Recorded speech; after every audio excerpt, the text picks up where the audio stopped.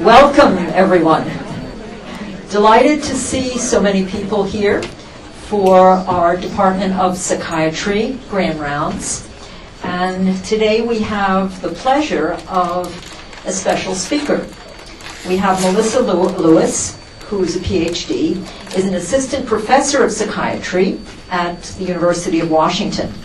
She received her doctorate in social and health psychology from North Dakota State University and completed her postdoctoral training in alcohol research at the Center for the Study of Health and Risk Behaviors here at UW. Dr. Lewis has been a member of the faculty since 2007. Dr. Lewis has been developing a portfolio of work focusing on examining the role of social influence in etiology and prevention of alcohol and related risky sexual behavior among college students. Her work utilizes novel methods for recruitment, assessment, and intervention.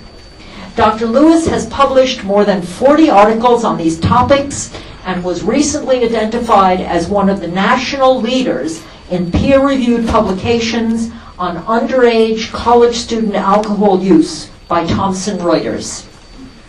Dr. Lewis is currently the principal investigator on a grant funded by the National Institute of Alcohol Abuse and Alcoholism. She is currently developing and evaluating web-based interventions for high-risk drinking and related risky sexual behavior among college students.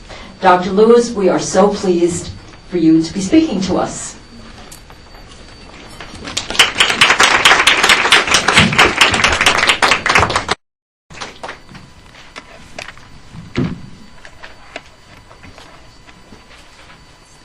First off, I just want to say thank you for inviting me to speak today. I'm really excited to be here and to share my research findings with everybody, so I hope that you find my research as exciting and as fun as I do. And I just want to take a few seconds to tell you a little bit about my graduate training and my postdoctoral training. I do have my Ph.D., as Sharon said, in social and health psychology. And most of my training as a graduate student and a postdoc focused on the role of social influence and how that related to high-risk drinking and alcohol prevention.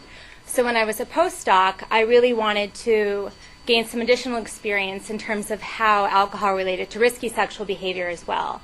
So my K01 award, which is a Mentored Research Scientist Award, focuses on just that. It's really training specifically for how alcohol relates to risky sex. And I just want to take a couple of seconds to acknowledge that training from NIAAA and my mentors on that award, who are Mary Larimer, who's also in the Department of Psychiatry, Jeanette Norris, who's at the Alcohol and Drug Abuse Institute, and Bill George, who's in the Department of Psychology. I'm really thankful to have such wonderful mentors on that grant. They've made a big impact on my research as well as my career, so I just want to take a moment to say thank you, as well as everyone at the Center for the Study of Health Risk Behaviors. I can't list everybody there, but these are really the key people who've been integral in the findings that I'm presenting today anyway, so thank you. So I just want to give you a quick overview of what I'm going to be talking about today. I want to make sure we're all on the same page when I use the term risky sexual behavior and give you a little bit of background as to why my research focuses on alcohol-related risky sexual behavior. I hope to let you all know why it's important to research alcohol and risky sexual behavior, and in particular among adolescents and young adults and college students. And then finally, I'm going to be presenting some studies that evaluate different predictors of hooking up sexual behaviors, as well as normative perceptions and how it relates to high-risk drinking and risky sex. And then I'll end by presenting findings for a brief personalized normative feedback intervention that was aimed to reduce drinking and risky sex among college students. So the term risky sexual behavior is really a big umbrella that means a number of different things. And in the research literature, when the term risky sexual behavior is used, it can really mean a number of different things, which I've listed here. So early initiation of sex, having multiple or concurrent partners, casual partners, sex with a high-risk partner, unprotected sex or not using a condom, as well as having sex under the influence of alcohol or drugs. So when I use the term risky sex today, I could be meaning all of these things. And if I'm talking about something in particular, I'll try to specify and use that specific term.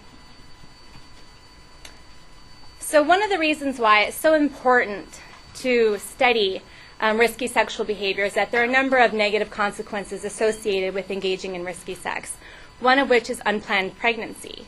So in 2001, 49% of the pregnancies in the U.S. were unintended, and most of these were occurring in women aged 18 to 24-year-old.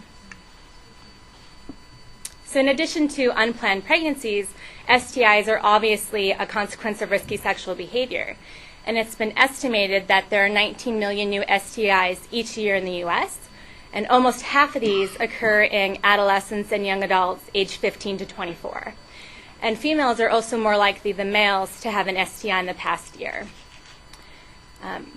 Having an STI in itself is a negative consequence, but also having an STI can be associated with additional consequences such as infertility, affected offspring, cervical cancer, or even an increased susceptibility to HIV. So really, this research is showing that risky sexual behavior is a public health concern, and particularly among adolescents and young adults and college students.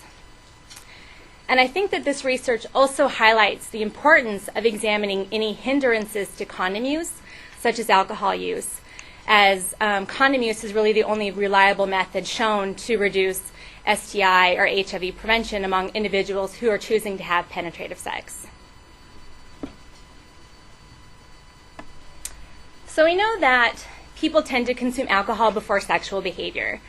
Studies have shown between 1/4 and 1/2 of individuals report consuming alcohol before their most recent sexual encounter. When examining college student sexual behavior over a period of 14 days, 40% of college students report having alcohol before sex during at least one sexual encounter.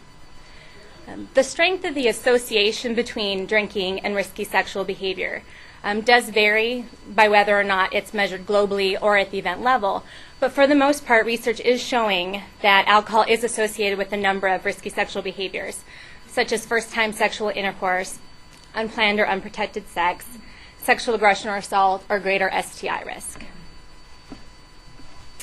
So one of the new areas of risky sexual behavior in the literature is hooking up sexual behaviors. So this is often defined as engaging in any type of physically intimate behavior, ranging from kissing, making out, to oral or vaginal or anal sex. And then it occurs with someone you're not currently in a committed relationship in which it's expected that you're not going to start a relationship. And hooking up rates are reported to be quite high in college. Up to 86% of college students have reported having hooked up in the past year. And when hooking up, half of men and 1/3 of women have reported having sex. So this is kind of concerning given the casual nature of the hookup in that it's with somebody you're not currently in a relationship or not expected to be in a relationship. So there's a new body of research that's really examining different predictors of who engages in hooking up, but there's less research that examines when people hook up, what type of sexual behaviors do they engage in, and do they use a condom when hooking up. One of the other problems in the hooking up literature is really the definition of hooking up itself. So there is some inconsistency in the research, but for the most part, it's the definition that I just gave you, and that it's any type of physically intimate behavior with someone you're not in a relationship or intending to be in a relationship. However, hooking up can mean a lot of different things for college students, and you might guess that it might be problematic if people don't have the same type of definition. So the first findings that I'm going to be presenting today evaluated student definitions of hooking up. And what we wanted to do was evaluate how students defined hooking up and examine how that related to their own hooking up behaviors, as well as their perceptions of their peers' hooking up behaviors. So we invited 3,224 UW students to participate in a web-based survey.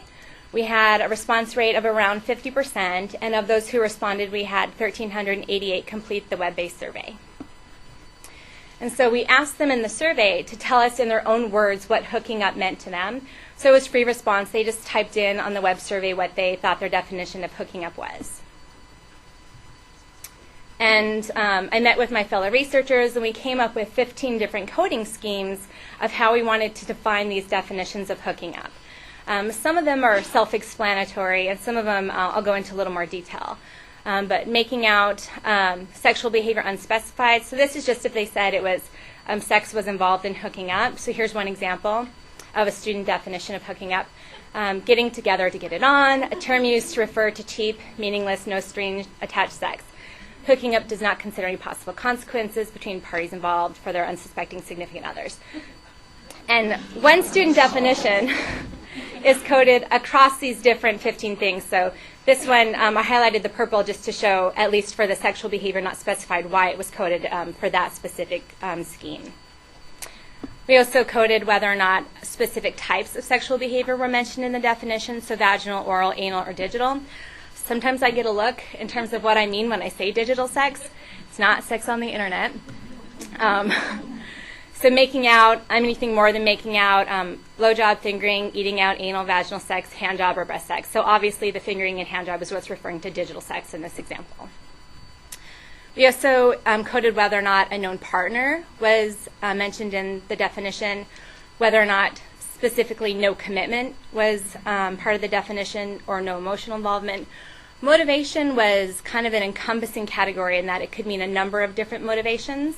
So here's an example of that. Having short relationships based on sex, a relationship that is not intended to be long by either partner, but its purpose is for sexual satisfaction, impressing friends or peers, and reassurance of oneself as a normal, acceptable person.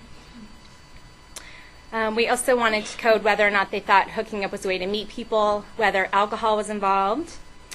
So this person said meeting someone and having sex with them that night. Usually hooking up happens at parties when two people have drank and both want to have sex with somebody. In addition to coding whether it happened at a bar or a party or some other place, we coded whether or not specific consequences were mentioned, and then whether or not there was just general confusion of the term or whether this ambiguity of the term was specifically mentioned. So here's a student who says, it's meant to be ambiguous so that you can imply you either just made out or you went all the way to sexual intercourse. So everybody has their own definition. So once we coded these close to 1,400 definitions of hooking up, we found out that they really fell into 3 different clusters, which are outlined here. And you can see that this first cluster, group 1, which is in the black line, students in this cluster really thought that to them hooking out involved making out, sex in general, not specifically any types of sex, but just sex, and that they related the most confusion or ambiguity for the term. The second cluster, which is in red in the dashed line, said that hooking up was about sex, but it was also about not being committed to the person, not having an emotional involvement, as well as having some type of motivation, meeting someone and then alcohol was involved, you did a bar or a party. So in addition to sex, it seemed like there was some type of social aspect involved for hooking up for this cluster. Finally, the third cluster is really the hooking up is all about sex cluster. So you can see that it's about making out, but also about all the different types of sex, and they're represented by the green line. So what we then did with these clusters, we wanted to see if these different clusters could distinguish among participants' own hooking up behavior. And I should point out that when we were assessing their own hooking up behavior, before they answered those questions, we provided them with our definition of hooking up so that everybody was on the same page. And so this graph represents the frequency of how often they hooked up over the last 3 months. So the 0 to 1 time, 2, 3 times. And it also represents the number of hookup partners they had over the previous 3 months. And the kissing, touching, oral, and vaginal sex represents how often when they do hook up that they engage in those behaviors. So 0, never, 4, always. And so what we found was that the clusters were able to distinguish among one's own personal hooking up behaviors. So it appears as if the hooking up definitions were somewhat related to their own hooking up behaviors. So you can see that clusters 1 and 3, those were the individuals who tended to say that hooking up had was more about sex. especially cluster 3, because remember cluster 3 was the hooking up's definitely all about sex group. Whereas cluster 2 was the group that said, yeah, it's about sex, but it's also about some type of social aspect as well. So I think that that's really interesting that at least it appears that their definitions of hooking up are somehow based on their own behaviors. Does behavior suggest that they're actually hooking up with the same person? So it's almost a two-way kind of relationship because their number of hookup partners is around 1, but their incidents are 4 to 5. Mm-hmm. So you can be hooking up with, just to clarify, you can be hooking up with the same person more than one time, but that doesn't mean that you're in a committed, steady relationship with them, especially if it's about sex. So we also wanted to look at whether or not these clusters distinguish between perceived peer sexual behavior. So how much they thought the typical male UW student, if they were male, engaged in hooking up, and how often a number of partners that they thought the typical female engaged in these behaviors if they were female. So you can see first off that the perceptions for hooking up are a little bit higher than the other behaviors, and also that the clusters are able to distinguish less so for the perceptions than they were for the hooking up behaviors. But for the most part, you see the same pattern as before, where clusters 1 and 3 are higher than cluster 2. And the exception to that is oral and vaginal behavior. And I'm not exactly clear why this is the case, but if I had to guess, it would be because clusters 1 and 3 reported having more hooking up experiences.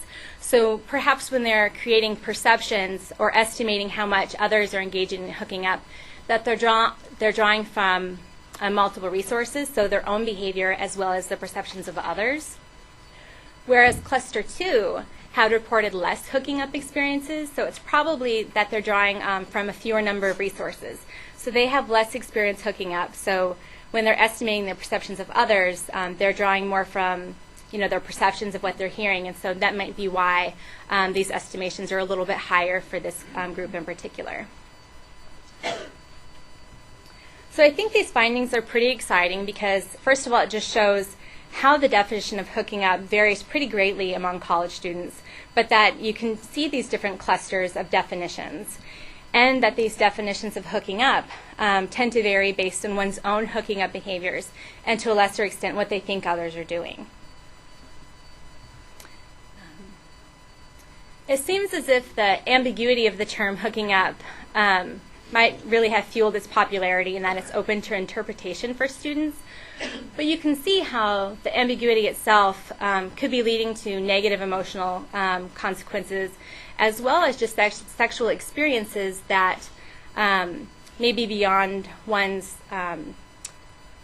intentions or beyond one's level of comfort. So for example, if we take this couple here and we say that this is the first time that they're hooking up, she might be thinking, I'm really happy I met somebody, and to her, maybe she's a cluster 2 person where hooking up might be about sex, but it's also about something social and about meeting somebody. Whereas he might be a cluster 3 type of guy, where to him, hooking up is really about sex. So you can see how these differences in the definitions of hooking up could lead to an increased chance for coerced or assaultive sexual encounters, as well as just increase the risk for emotional consequences, both in terms of what happened during the hookup or what didn't happen, and the expected commitment that's expected to follow the hookup itself. Research has also examined emotional consequences of hooking up, and so you can see from these 2 pie charts that men have reported more positive affect following a hookup compared to women, so they report 50%, whereas women report 26%. And then in turn, women report more negative affect, so about 49% compared to men, 26%. Research has also examined affect associated with the most recent hookup for women only, and they found that they have positive affect and low level of regret. So there's still, I think, some research needed in terms of what's going on for the type of emotional consequences associated with hooking up, and that it's important to do this for both men and women.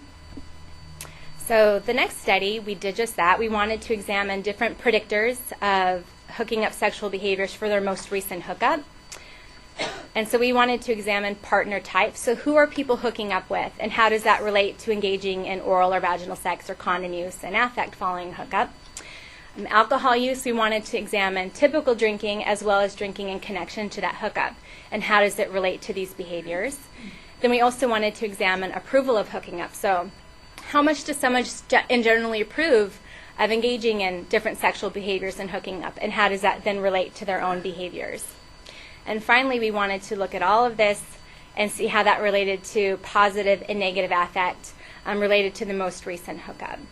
And I think it's really important to consider these different contextual pieces of information and how it relates to hooking up at the event level or the most recent hookup, because it can really lead to greater knowledge that can help in the development and evaluation of preventative interventions aiming to reduce alcohol-related risky sex. So this is the same sample as before. However, in this study, we are only included the people that have said that they've ever hooked up.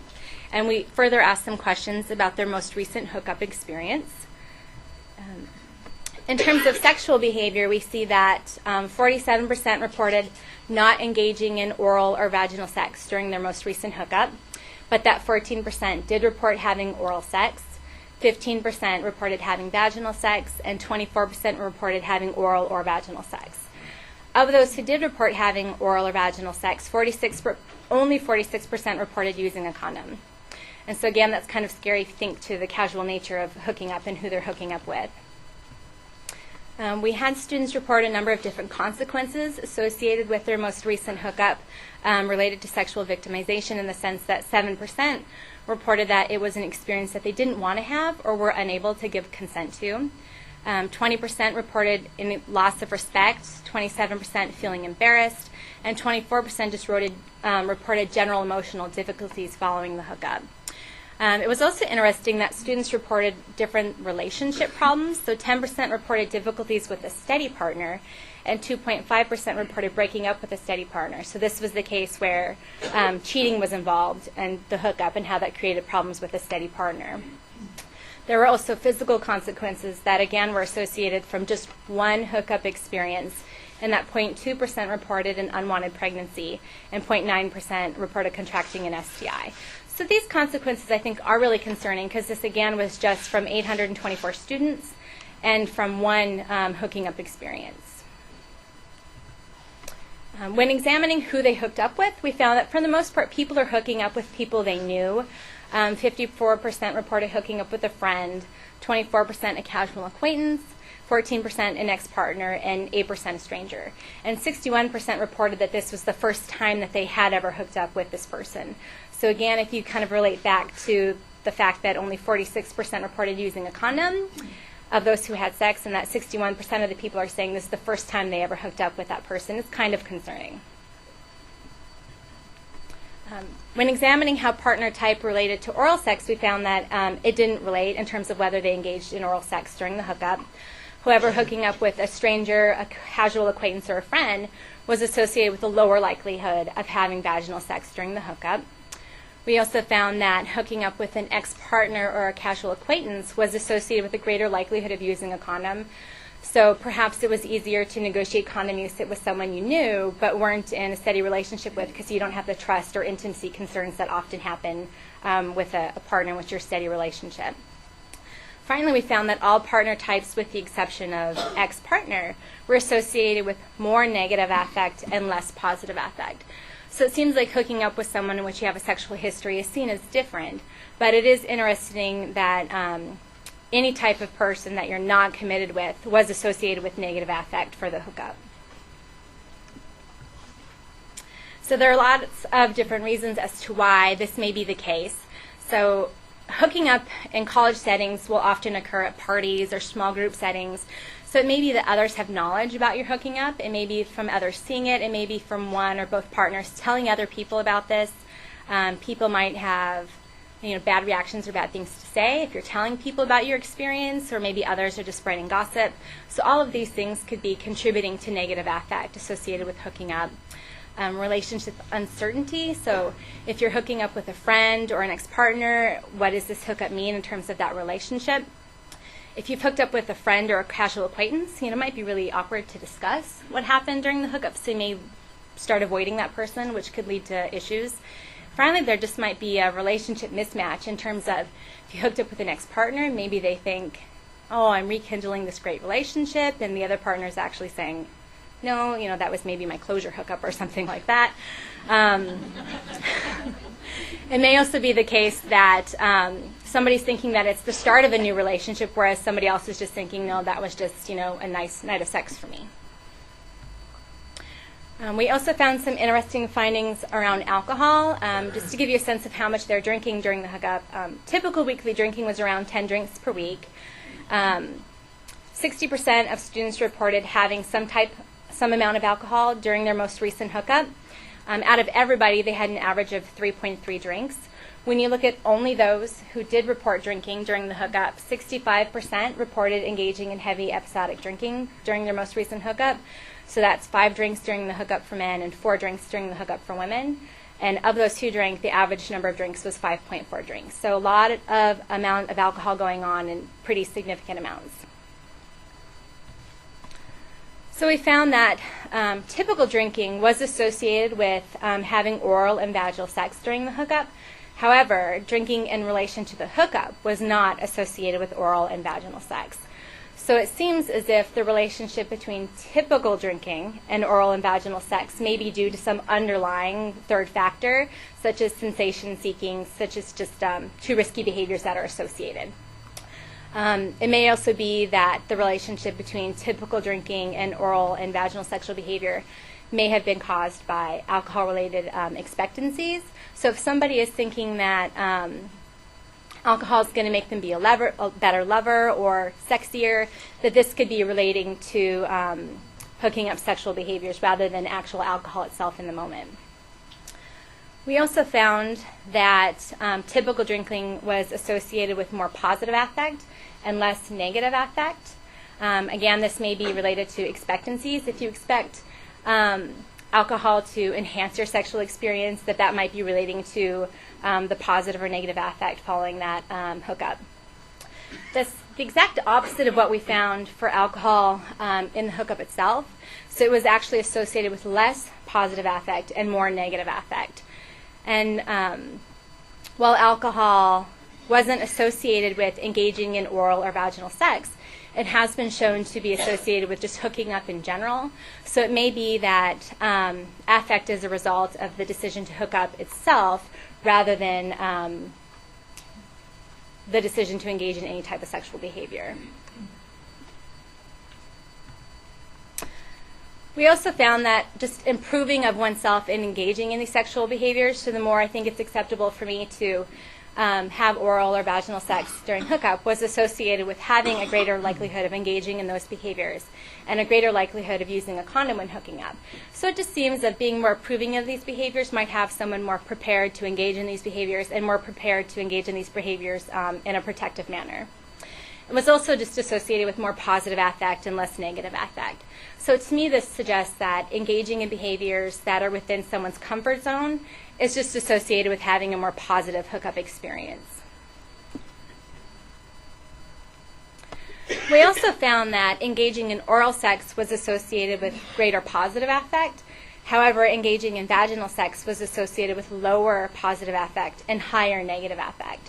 So it seems as if future research is really needed to untangle as to why the different types of sexual behaviors that people are engaging in is associated with different types of affect.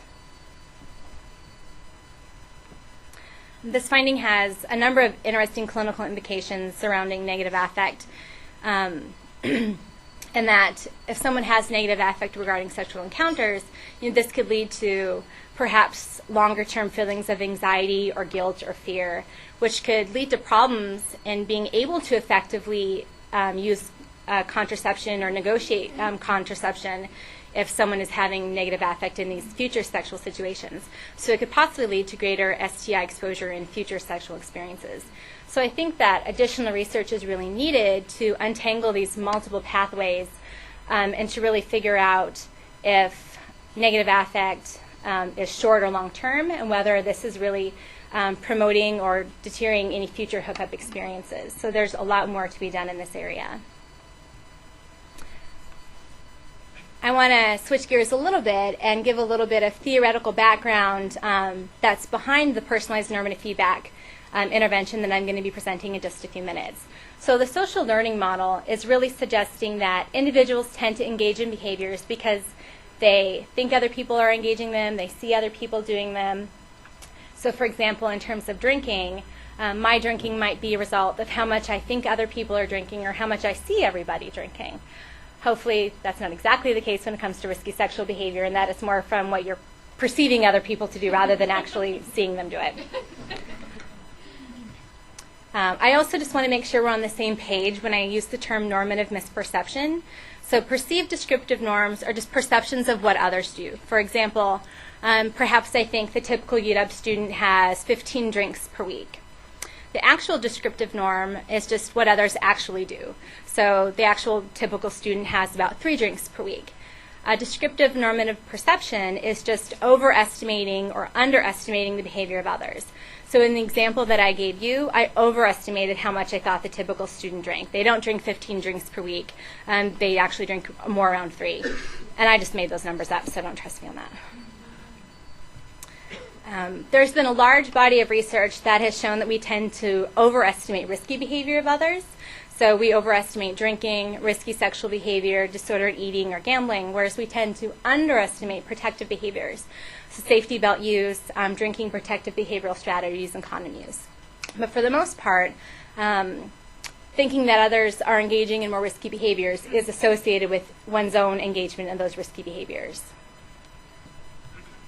So this is just an example of a normative misperception for 2 risk behaviors. So it shows overestimations for the typical number of drinks prior to sex, as well as the frequency of casual sex. And these were same-sex norms. So men were estimating what they thought the typical male was doing, and females were estimating what they thought the typical females were doing. So you can see that personal behavior is lower than perceived behavior. So there's this overestimation happening. And here's an example of an underestimated protective behavior. So you can see that personal behavior is actually higher than the perceived behavior for frequency of condom use and the frequency of birth control. So this is interesting because for the most part, this follows the same pattern as we saw before, in that perceptions were related to one's own behavior, with the exception of condom use. So perceived condom use was not associated with actual condom use. So it might be that norms are associated with getting yourself into a risky situation, but perceptions of what others are doing may not actually relate to your own choices or decisions once you're in that situation. In general, the social norms approach suggests that if you can identify these actual and misperceived norms and expose individuals to actual norm messages and their misperceptions, that it should lead to less exaggerated misperceptions and norms, and therefore lead to less harmful or risky behaviors. Personalized normative feedback is one type of social norms approach. And for the most part, personalized normative feedback presents 3 key pieces of information: actual drinking, one's own self-reported drinking, and then one's perceptions of what others are drinking. And these 3 pieces of information are used to create 2 discrepancies, one of which is a normative misperception. So it's the discrepancy between someone's estimation of what others do and what others actually do. I do want to point out that personalized normative feedback is not phrased this way. It's not written in this very vulgar non-MI approach. This is just kind of the take-home message that you're hoping the feedback is indicating. So most college students don't drink as much as you think they do, and most college students don't have as many sexual partners as you think they do. So that's just an example of what information those 2 discrepancies are pointing out. This information also points out a deviation from the norm. So it's a discrepancy between their own behavior and what others are actually doing. So most college students don't drink as much as you do, and most college students aren't having as many sexual partners as you do. So that's just the information you're hoping is kind of being given to participants. I have been involved in 5 different studies that have evaluated personalized normative feedback as a standalone intervention for reducing high-risk drinking behavior among college students. So for all 5 of those studies, we found that personalized normative feedback reduces overestimations of drinking norms, and it reduces drinking behavior and, to a lesser extent, associated negative consequences. And we've also found support for mediation such that reducing these norms is what is causing this reduction in risky behavior. And so because I have had some experience in evaluating personalized normative feedback for drinking, what I really wanted to do was to see if this type of approach could be used to reduce risky sexual behavior. So the aim of this intervention was to reduce risky sex, but I also had a 2x2 design. So what I wanted to see was what's the best way to reduce alcohol-related risky sexual behavior? Can you do it just by reducing someone's drinking? Do you need to target that specific behavior itself? Or perhaps is it even better if you try to address both risky behaviors at one time? So there are 4 intervention conditions, one of which was a control group, one was an alcohol-only personalized normative feedback, one was an alcohol-related risky sex, only personalized normative feedback, and then this combined intervention that got both types of normative feedback. And we followed students out there both 3 and 6 months. So again, this is the same sample as before.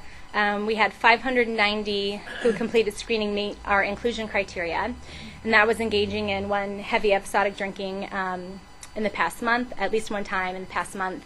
Again, that's 5 drinks in one sitting for men, 4 drinks in one sitting for women. They had to be sexually active, and they had to typically have sex with members of the opposite sex so that the same-sex normative information was relevant to all participants. And we had 479 students who were randomized to those 4 conditions. So just to give you greater information about the normative feedback conditions, the alcohol-only condition provided information on the frequency of drinking, drinks per occasion, and drinks per week, as well as a percentile ranking comparing a participant's drinking to the overall drinking on campus. The sex-only condition reported information on the number of sexual partners, the frequency of casual sex, the frequency of drinking prior to sex, and the number of drinks prior to sex. And the combined intervention, again, got both of these pieces of information. And so this was also, the intervention was all web-based. So after students completed the web-based survey, they were immediately given their personalized normative feedback. They could look at it then, or they could come back to it later. And so these interventions were really short, just between 5 and 10 minutes that students did online. So here's just a screenshot of one of the screens from the sex-only or the combined intervention. And you can see the 3 pieces of information that I've been talking about. So personal drinks. So this person said that they had an average of 6 drinks before sex, and that they thought that the typical female UW student had 8 drinks before sex, when really the actual norm is that the typical female UW student has about 1.3 drinks before sex. So you can see how the perceived drinks and the actual drinks creates this normative misperception and points that out, such that most female students don't have 8 drinks before sex. They have around 1.3. And the personal and actual drinks is pointing out this deviation from the norm, such that you are drinking more than the typical student. Most people aren't drinking 6 like you are; they're drinking 1.3. So we did find a number of interesting findings related to changes in drinking and alcohol-related risky sexual behavior. Just to give you a little more information as to what's happening in this figure. So this is presenting rate ratios and 95% confidence intervals. And what you basically want to see is that these lines are under the dashed line, which will indicate that it's significant at 0.05. And this is examining the intervention conditions in comparison to control, while controlling for gender and baseline behavior for both 3 months and 6 months. And 3 months is represented by the filled in black circle, and the open circle is for 6 months.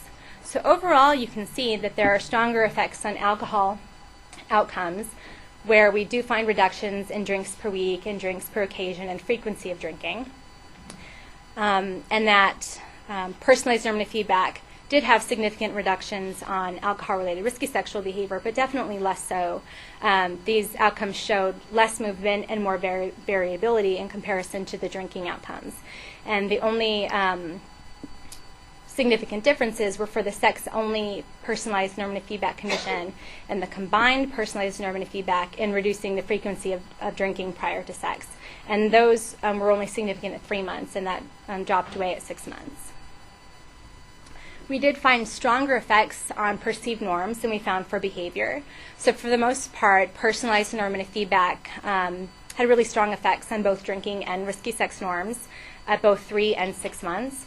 And we did find some interesting crossover effects, such that people in the alcohol-only condition who didn't receive any type of information for sex also reduced their normative perceptions for alcohol-related risky sexual behavior, and that people who only received the sex-only information also reduced their perceptions for just typical drinking. So it appears that if you are presenting information to reduce one type of normative or risky behavior, that can transfer over to a related risk behavior. We did find support for mediation for 4 of the 5 outcomes, and the strength of mediation varied across the outcomes and the time point, but for the most part, findings indicated that reducing normative perceptions was what was leading to this reduction in risk behavior.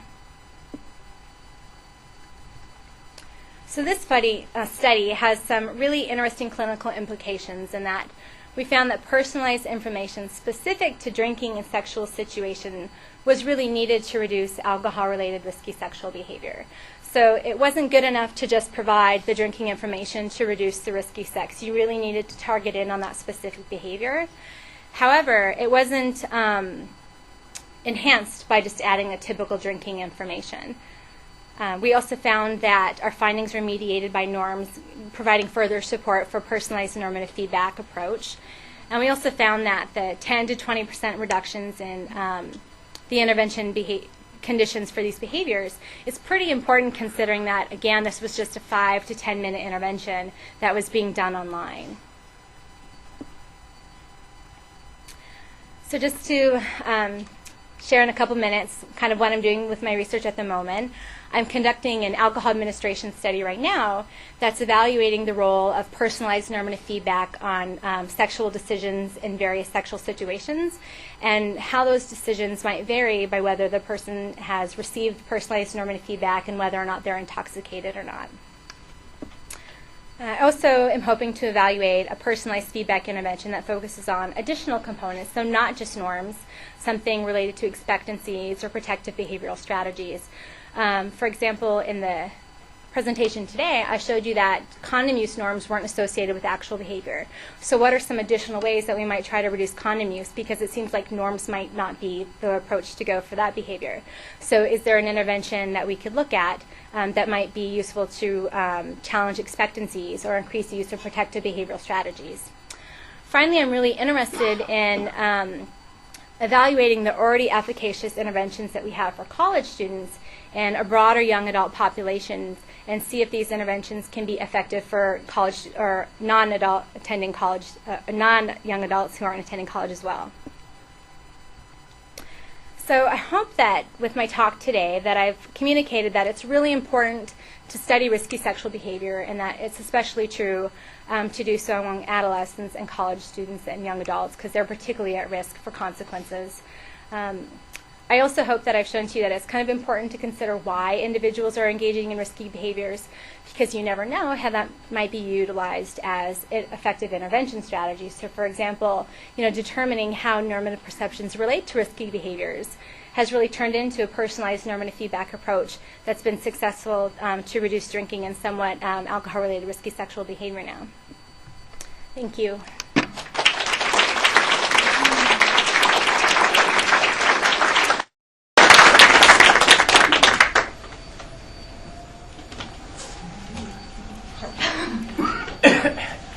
Any thoughts on the confounding by what people will decide to enroll in the study and actually take the time to do this, and what their motivations might be? Well, what we do in terms of who we invite for people, we get a random list of students from the registrar, and then we invite everybody off of that list, and then we do get only about a 50% response rate. So what we tend to often do is look at the demographics. So are people who responded to the survey different from the people we invited? And of course, we can't get their sexual behavior or drinking history from the registrar, although I really at times wish that information was somehow available. But for the most part, you can see that the students who are participating in the surveys are representative of the people you invited. I mean, for the most part, women are more likely to respond than males. But we do look at that for our studies. In the middle of your presentation, you had a breakdown of how people felt bad after hooking up. And there was about 25% each. One was lower self-esteem, and another one was embarrassment or shame or whatever. There were 3 different ones, and each was about 25%. So my first question is, could you choose more than one when you were answering the survey, so there's some overlapping there? Yeah. And even if that's true, if a quarter of the people who hooked up had bad feelings about it afterwards, what's the explanation for why they did it again? Well, I think that's interesting in terms of we need to figure out if these negative feelings are short-term or longer-term. And if it was something that was short-term, I could see how that might not hinder someone engaging in hooking up again. Whether if it was a negative affect that resulted in longer-term, that might stop somebody from hooking up again. So I think that I don't have the data right now to answer that. But I think it's definitely something worthy of investigation that I hope to look at. It's a good question. Delineate whether or not these were Greek system kids or not? I haven't looked at Greek status, but I do have that information, so I'll definitely look at that. And also how many years in college? Mm-hmm. I would imagine a freshman versus a senior might have very different habits. Yeah, it'd also kind of be interesting to see if freshmen were more unclear as to what hooking up meant compared to a senior. I think that's an interesting point. Yeah, or if their perceived norms change, yeah. Yeah, that's definitely something that even Christine and I were just talking about the other day, of how perceived norms might change over college and what that might be related to. When you were noting the types of sexual contact, it didn't look like you necessarily had a category for men who have sex with men. Were there no participants that... We did include all sexual orientations for that study. However, it was a really small number for the various sexual orientations. And we did examine anal sex, but it was a really small percentage of people who reported it, like 2%, and so it wasn't large enough to really evaluate that as an outcome in the study.